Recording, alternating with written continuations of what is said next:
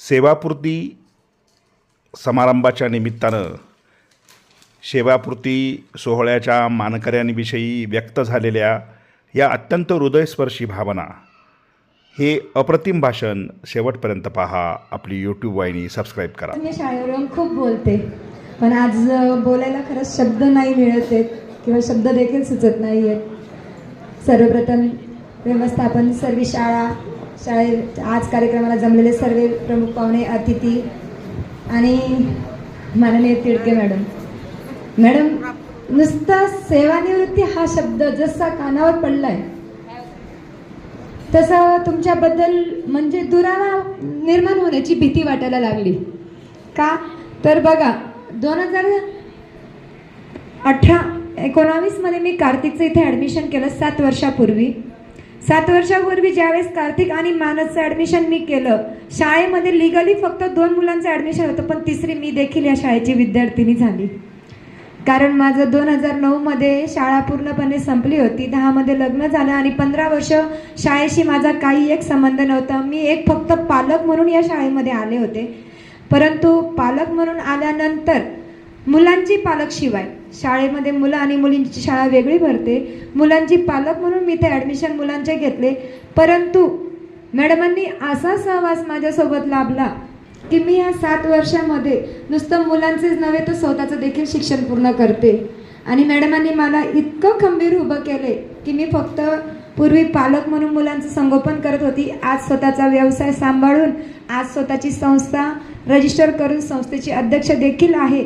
आणि SMC अध्यक्ष होण्यापूर्वी मॅडमांनी मला संवेदना फाउंडेशनचे अध्यक्ष होण्यासाठी पूर्णपणे तयार केलं की अध्यक्षामध्ये कुठले गुण असावेत, काय असावं, हे मॅडमांनी मला शिकवलं. म्हणजे शाळाबाह्य शाळा जी असते ती माझी आणि मॅडमांची होती. माझ्या एक स्पेशल सावित्रीमाई मला पुन्हा मिळाल्या.